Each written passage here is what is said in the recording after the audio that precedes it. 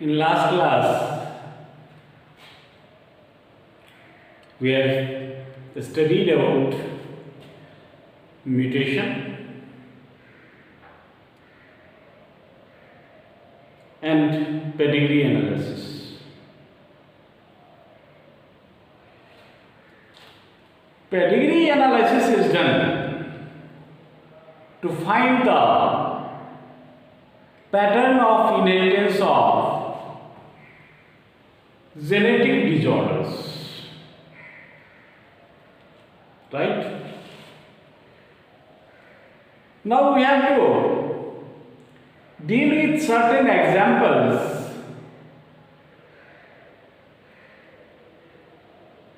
of such disorders which are transmitted from one generation to next generation, other generation.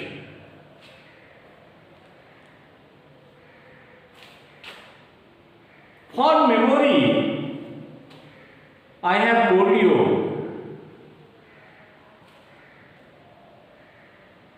तुम्हारा CMHSC पास है,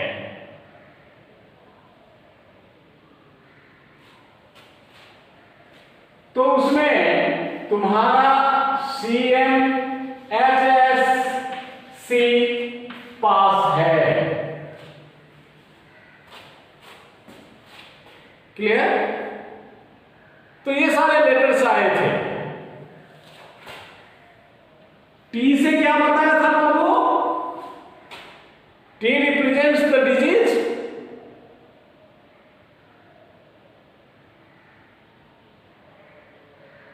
T से कौन सा disease represent होता है?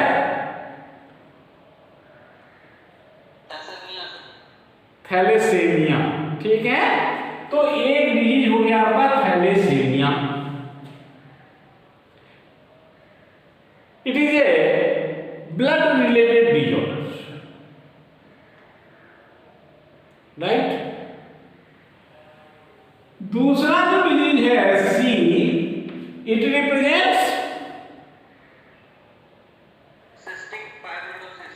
Cystic fibrosis. ठीक है, M represents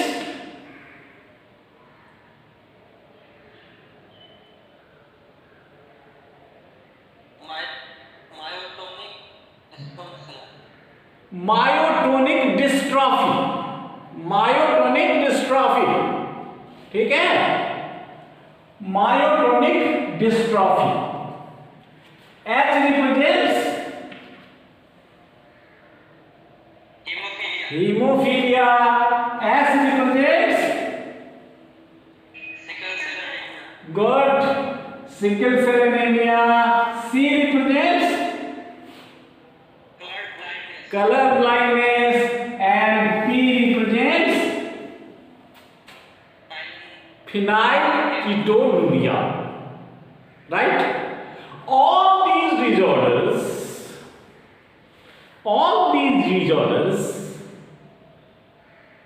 are Mendelian disorders caused due to gene mutation. Caused due to mutation in gene, right? Now we have to study about some of these diseases. इसमें से कुछ disease की हम बात करते हैं, ठीक है? अब फिनाइलकीटोनुरिया की बात हम शुरू करते हैं और थैलेसेमिया तक जाएंगे। मायोटोनिक डिस्ट्रॉफी और सिस्टिक फाइब्रोसिस की हम चर्चा नहीं करेंगे। मायोटोनिक डिस्ट्रॉफी में इतना आपको याद रखना है कि it is an autosomal dominant disorder. Autosomal dominant disorder for which pedigree chart is given in NCERT book, right? जो हम लोगों ने कल देखा था। तो फिनाइलकीटोनुरिया की बात करते हैं। फिनाइलकीटोनुरिया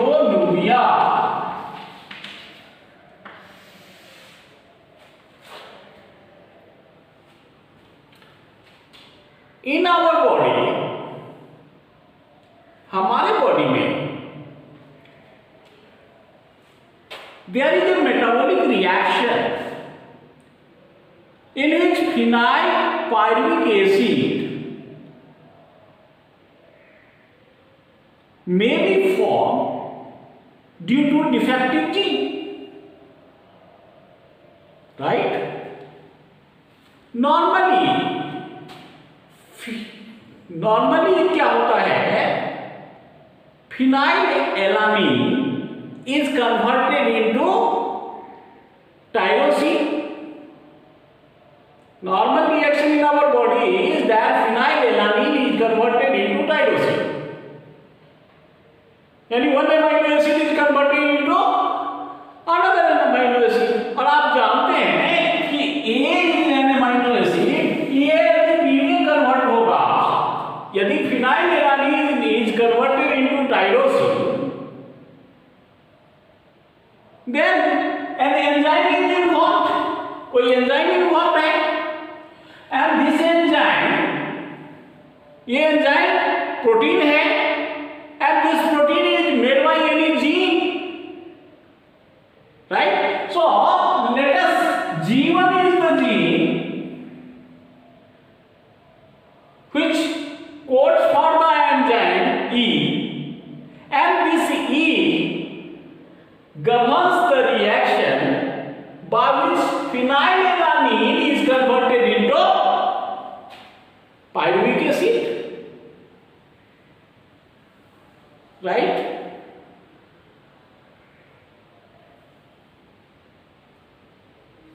Phenylalanine is converted to tyrosine normally, in normal case.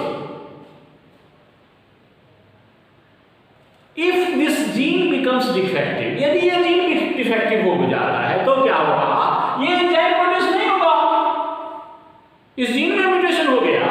Now this E enzyme will not be synthesised and hence A will accumulate. phenylalanine जो है उसका कंसंट्रेशन बढ़ जाएगा and it will convert into phenyl pyruvic acid. So accumulation of phenyl pyruvic acid occurs in our body due to mutation in gene that is responsible for conversion of phenylalanine into tyrosine. And this phenyl pyruvic acid, when accumulates in our body, it is degenerating the nervous system. समझ में आ रहा है ना? ये nervous system को damage करता है, and the people may suffer from dementia and the mental disorders. Is it clear? And phenyl pyruvic acid is not absorbed by the kidney, hence it is eliminated even through urine.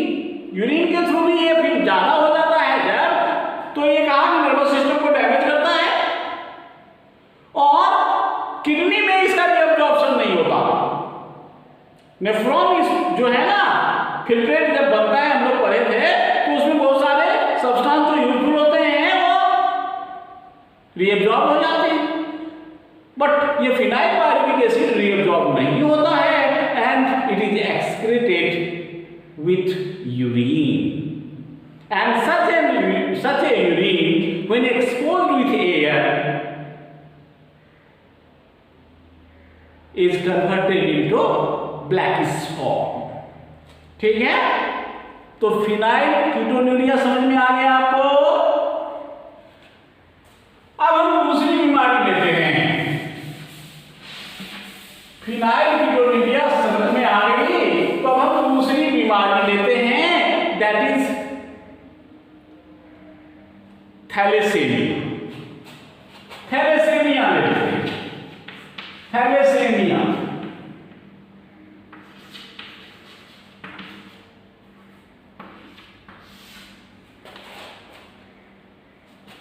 Thalassaemia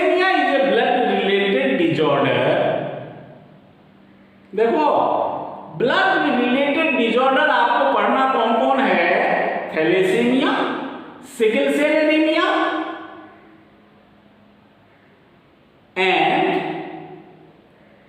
haemophilia.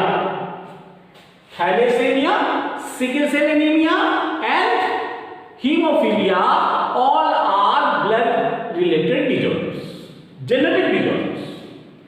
तो thalassemia is also blood related genetic disorders caused due to mutation in gene. In thalassemia there is hindrance in the formation of hemoglobin chains. आप लोग जानते हैं ना, haemoglobin जो होता है हमारा, उसमें दो अल्फा, ये जो हीमोग्लोबिन है it has 2 alpha and 2 beta chains. Haemoglobin has 2 alpha and 2 beta chains. It is A conjugated protein. Due to defect of gene, either alpha chain is not produced or beta chain is not produced. In both the cases the amount of hemoglobin will be reduced. There will be deficiency of blood in the patient, in the victim, and it may lead to the death of the patient. But it is an autosomal recessive disorder. अभी जो फिनाइलकीटोनुरिया कहा था, that is also autosomal recessive disorder, and thalassemia is also autosomal recessive disorder. और आप जानते हैं कि recessive disorder जो होता है वह होमोजाइगस कंडीशन में ही एक्सप्रेस होता है, हेटेरोजाइगस कंडीशन में तो एक्सप्रेस होगा नहीं, राइट? तो ये तो आप समझ गए कि ये जो है autosomal recessive disorder, recessive disorder.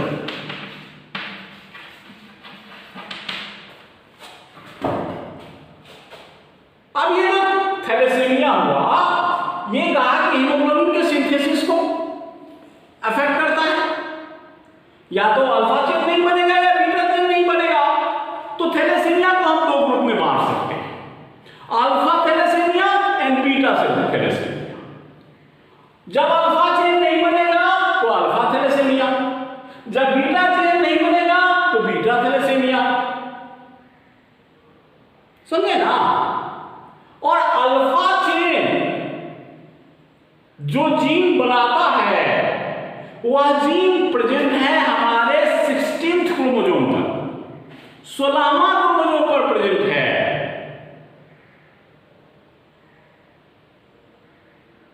किस क्रोमोसोम पर प्रेजेंट है समझे? हमारे 16वें क्रोमोसोम पर एक जीन है जो अल्फा चेन का सिंथेसिस करता है, ठीक है? अब ये जो जीन है जो अल्फा चेन का सिंथेसिस करता है तो 16वें क्रोमोसोम पर, लेकिन इसके दो फॉर्म्स हैं, ठीक है? एक है HbA1 और दूसरा है HbA2। 16वें क्रोमोसोम पर है दोनों,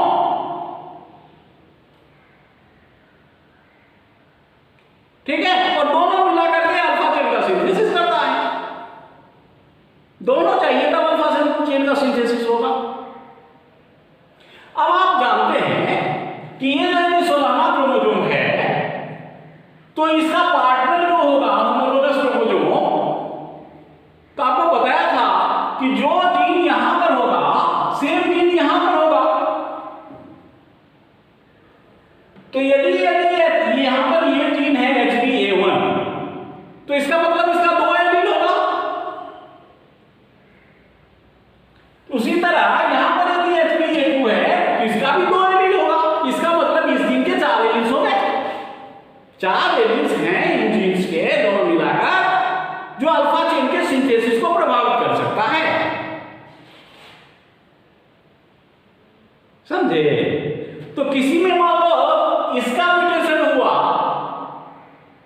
नॉर्मल है तो कम प्रभाव पड़ेगा। किसी में इसका भी हो गया इसका भी हो गया तो उससे ज्यादा प्रभाव पड़ेगा। किसी में इसका भी हो गया म्यूटेशन, इसका भी और इसका भी, तो उससे भी ज्यादा प्रभाव पड़ेगा। किसी में चारों का म्यूटेशन एलील का हो गया, नॉर्मल से एब्नॉर्मल एलील हो गए, तो अल्फा चेन का सिंथेसिस तो बिल्कुल ही नहीं होगा। सो ये जो है thalassaemia, it is a quantitative disorder, qualitative नहीं है, ये क्वांटिटी को इफेक्ट करता है। तो क्या हो जाता है, ऑटोजोमल रिसेसिव डिसऑर्डर तो है, कैसा है, क्वालिटेटिव, क्वालिटेटिव है। कितने तरह का हुआ, दो तरह का, alpha and beta thalassaemia, alpha thalassaemia, beta thalassaemia. तो अल्फा थैलेसीमिया का जीन जो है वह कहां है, 16वें क्रोमोसोम पर है, ठीक है। दो जीन है HBA1 और HBA2।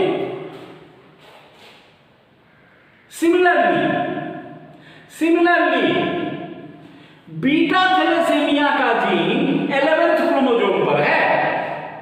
बीटा थैलेसीमिया का जीन 11th या 16th क्रोमोसोम है यदि, तो ये 11th क्रोमोसोम यदि है, तो यहां पर जो जीन है HBB जीन वो 11th क्रोमोसोम पर है और ये अकेला है। यहां तो दो था अल्फा थैलेसीमिया में, और यहां पर दो एलील है, एक ही जीन है HBB। तो ये इसमें यदि म्यूटेशन होगा तो बीटा चेन नहीं बनेगा। दोनों में यदि चेंज हो जाए तो हीमोग्लोबिन बनेगा ही नहीं, ठीक है। सो डिपेंडिंग अपॉन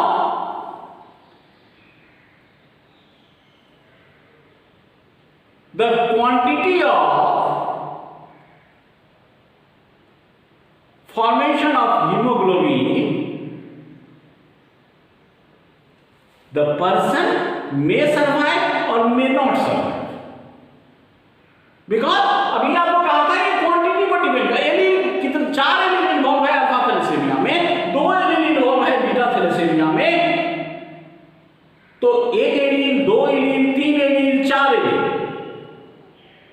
जितना ज्यादा एलील अफेक्टेड होगा, म्यूटेंट होगा, उतनी ही ज्यादा जो है हीमोग्लोबिन का फॉर्मेशन अफेक्टेड होगा, उतना ही कम हीमोग्लोबिन बनेगा, and person may not survive if the hemoglobin production is reduced highly। दो डिजीज समझ गए। अब हम तीसरा डिजीज लेंगे,